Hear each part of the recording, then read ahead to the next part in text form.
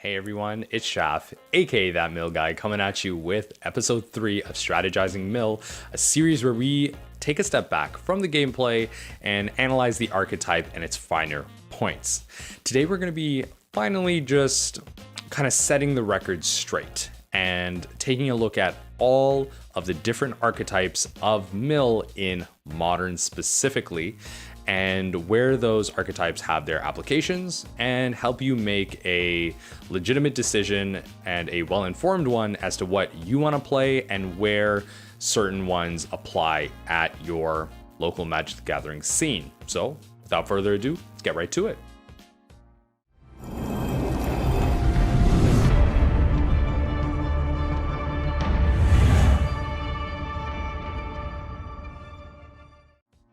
All right, so let's set the record straight from the top. As of the recording of this video, Dimir is, without argument, the best Mill archetype in Modern. It provides us the most answers and at the same time keeping our mana base as clean and as painless as it can be as possible.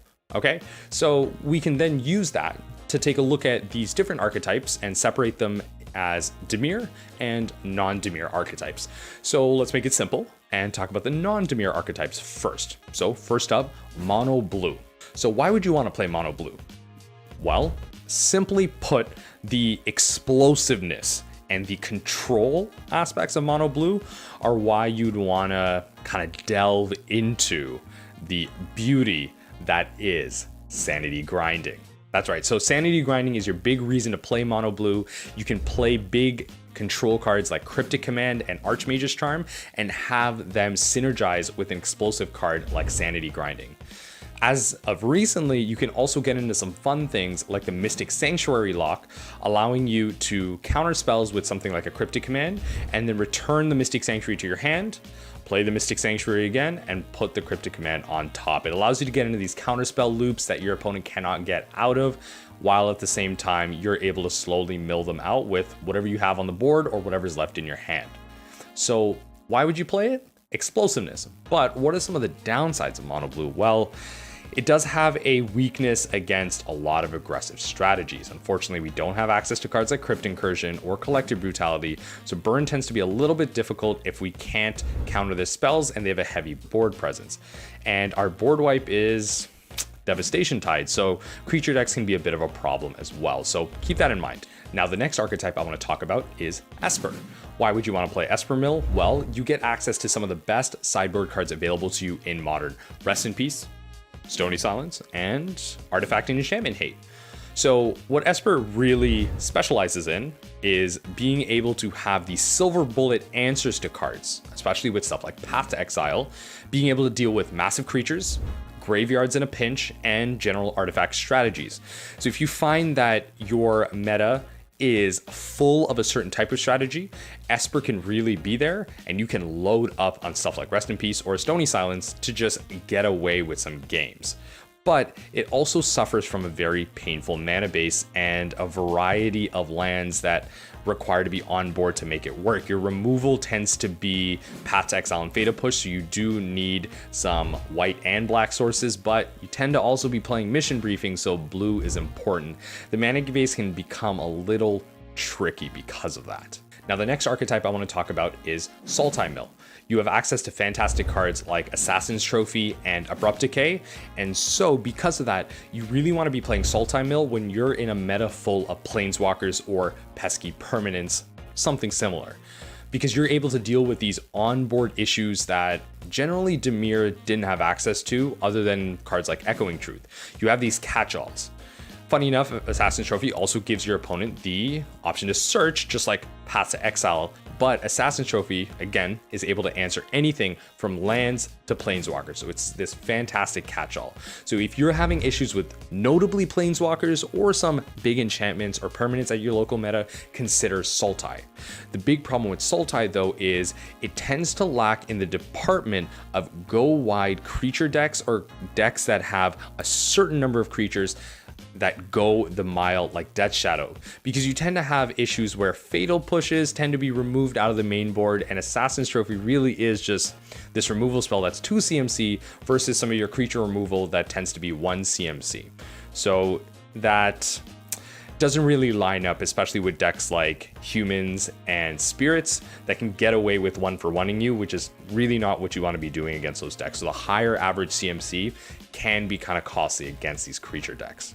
The final mill archetype that I want to mention is Grixis, but I'm gonna be honest. I don't know why you'd play this archetype, to be frank. Collected Conjuring? Finally, we're getting into the Dimir archetypes. So the Dimir archetypes can be broken down into 3 big archetypes overall.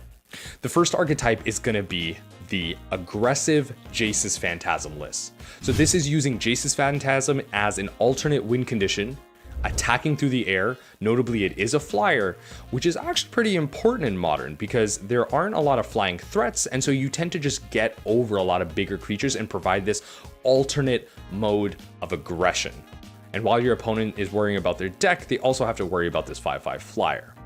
Now, the notable downsides to this, obviously, is if your meta is full of Jund and interactive decks, the deck is already good at dealing with your permanents and anything that you want to put against it, so its fatal pushes are now even more active, being able to deal with your phantasms.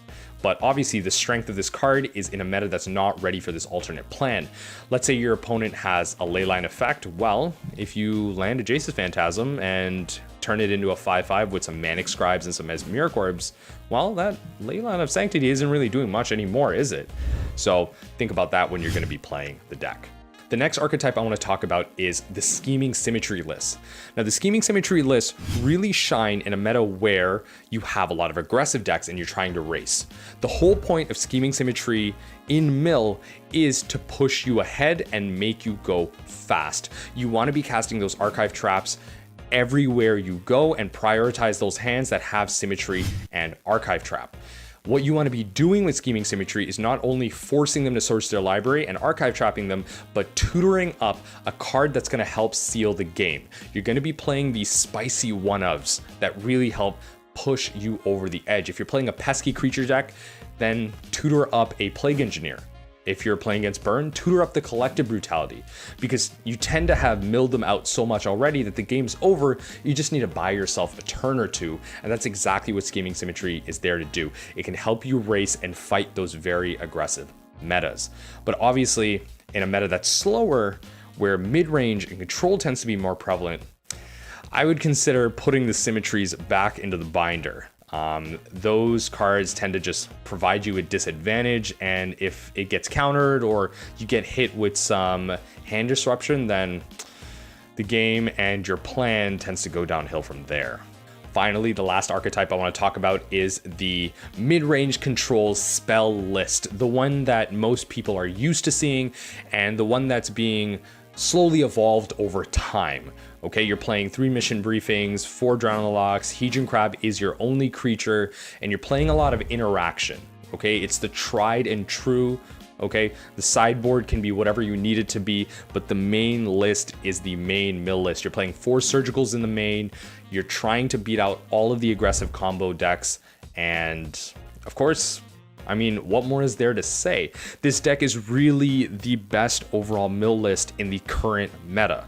Okay, it has an answer to almost everything, and as of the recording of this video, it is really favored against stuff like Amulet Titan, all of the Urza decks, Tron, so it's really well placed in the meta right now, and it's not trying to do anything gimmicky. It's mill through and through, and it will really break apart a meta that's trying to operate at comp REL, trying to play with the top decks, because those are the decks right now that we're able to prey on. Now, I'm going to end the video there, and I just want to remind everyone that all of the opinions in this video are mine, and it's just from my experience. So if you feel like I've missed a point or one of my points are wrong, then please let me know in the comments down below. I'd love to hear what you have to say. Again, this is just my experience. But other than that, remember that even the impossible is possible. And as we ponder that thought, please join me next time as we take a glimpse into the unthinkable.